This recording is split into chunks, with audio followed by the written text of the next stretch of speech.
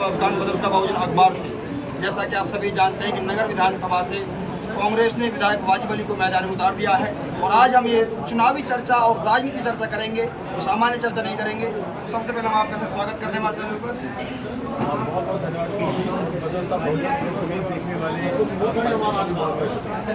Sir, आपने एक book publish की थी, मैंने उस पर रिसर्च किया। इसमें 198 बड़ी योजना, 300 छोटी योजना है। उनको हमने सत्य माना, जनता ने सत्य माना, लेकिन विपक्ष पार्टी बीजेपी के जो यहाँ से विधायक हैं, विधायक उम्मीदवार जो हैं जवाहर सिंह मैडम, उनका सीधा आरोप है कि विगत 5 वर्षों में राजस्थान सरकार ने नगर विधानसभा में 1 रुपया नहीं लगाया, सारा भारत सरकार का पैसा है। क्या इस बात को सत्य माना जाए या फिर नहीं? ये जो अस्पताल बन रहा है 40 करोड़ रुपए में, किसका पैसा है? उसके सामने सड़क डल रही है, पैसा कहाँ से?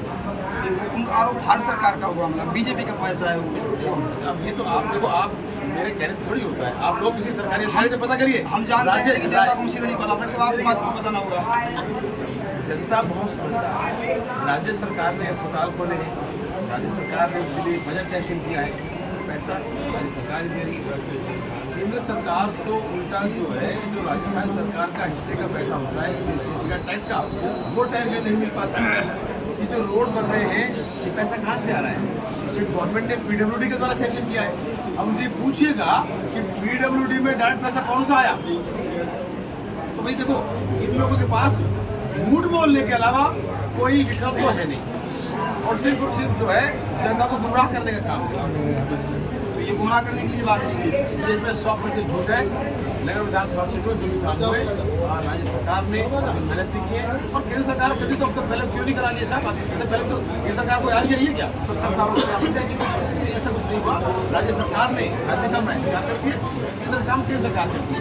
केंद्र से तो एक ही मांग है पूरे राजस्थान की, ERCP, वो पूरी नहीं कर पा रही है सरकार। ERCP सर, जैसे पिछली बार आप बसपा से विधायक बने यहाँ से, और इस बार आप कांग्रेस जा रहे हैं, कहीं ना कहीं बसपा के जो समर्थक है, बहुजन समाज है, कहीं ना कहीं उसको थोड़ी उदासीनता हो सकती है। लेकिन आप बसपा को छोड़कर क्यों गए, और अब आप कांग्रेस से क्या बसपा जो बहुजन समाज है उनके लिए क्या कर पाएंगे? देखिए, इसका सबसे बड़ा उदाहरण ये है कि जब हम बसपा से चुनाव जीते जी, उसके बाद हमने, जनता ने बड़ी उम्मीद से हमें चुना जी, और जनता चाहती थी अपना विकास हो सके, और विकास सरकार करती है, तो सरकार का हिस्सा बनना बहुत जरूरी है।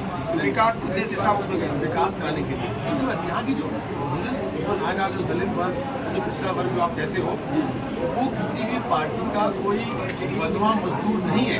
वो अपना फैसला अच्छे से ले सकता है। चुनाव हुआ 2018 में MLA का, और 19 में 4 महीने बाद MP का चुनाव हुआ। बसपा ने MP का कैंडिडेट उतारा, आप देखें विधानसभा में उसके 2000 वोट भी नहीं मिले बसपा के टिकट में।